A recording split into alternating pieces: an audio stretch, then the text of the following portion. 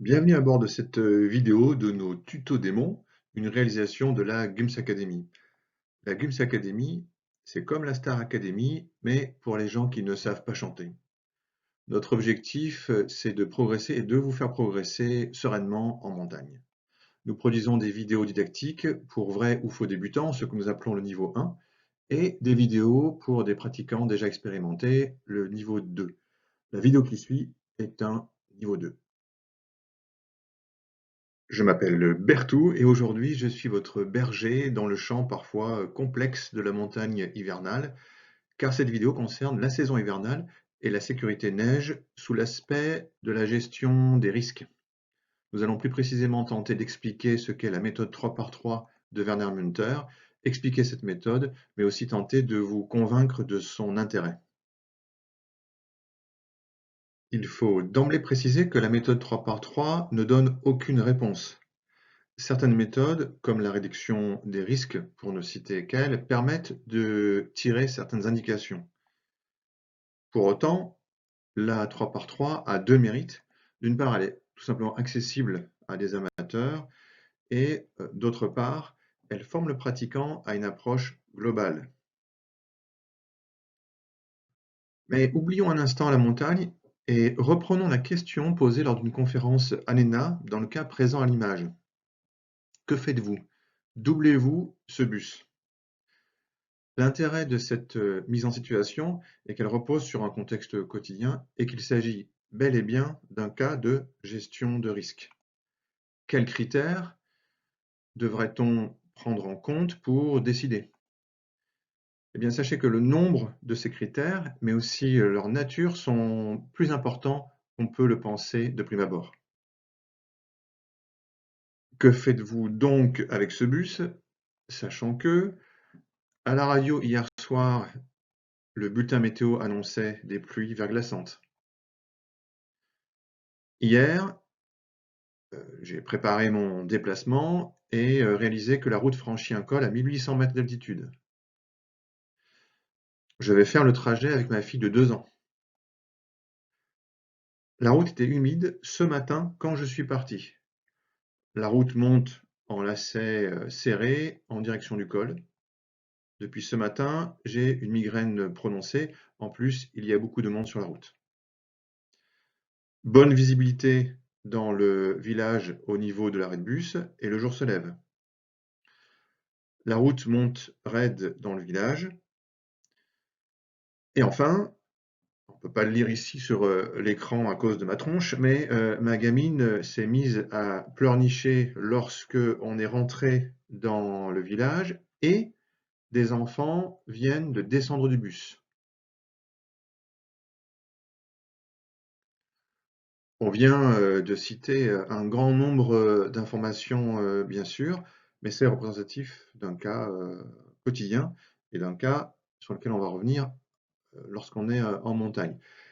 Ce qui est intéressant ici, sur cette illustration, c'est que on peut classer les critères que nous venons de lister en trois natures différentes.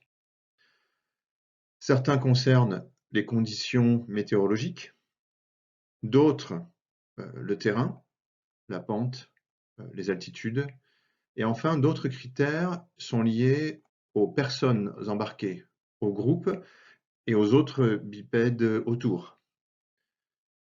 D'autre part, on peut remarquer que ces critères ne sont pas toujours appréhendés au même moment et au même endroit. Ici, typiquement, nous avons reçu l'information grâce à la radio la veille, mais au moment du départ ou en cours de route, nous capterons probablement de nouvelles informations sur ces mêmes trois critères à trois échelles de temps différentes. Vous venez de pratiquer la méthode 3x3.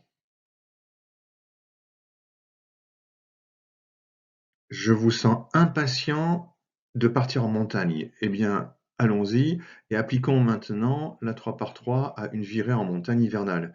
On retrouve nos trois critères sur la ligne du haut et nos trois échelles de temps et de lieu en colonne à gauche.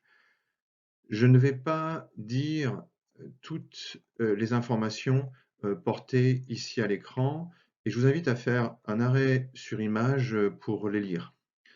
Cette liste n'est pas exhaustive, à vous de vous l'approprier et de la faire vivre.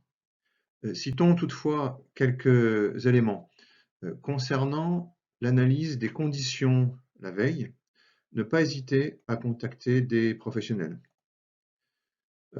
Concernant la constitution du groupe, bien tenir compte des responsabilités, mais aussi des attentes de chaque personne.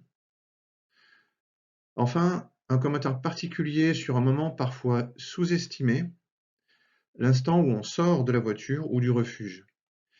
Il y a là des informations parfois évidentes à savoir saisir.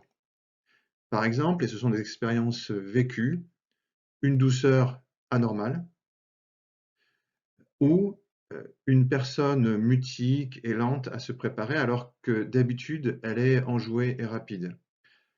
Cela signifie peut-être rien, mais ces informations sont à stocker et à surveiller dès le début de la randonnée.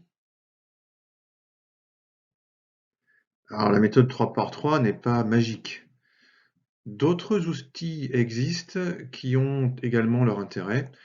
Disons que cette méthode est un standard qu'il est bon de connaître, et le fait que des institutions comme l'ANENA, le GMHM ou encore la FFCAM communiquent positivement sur cette méthode est un gage d'utilité. Et alors, qu'est-ce qu'on a vu dans cette vidéo? On a parlé de prise de décision, doubler un bus, partir en randonnée le lendemain, s'engager ou pas dans une pente précise. On a vu que les critères de décision sont plus nombreux que ce que l'on peut imaginer si on ne pose pas le sujet quelques instants. On a vu que ces critères peuvent être classés en trois natures différentes.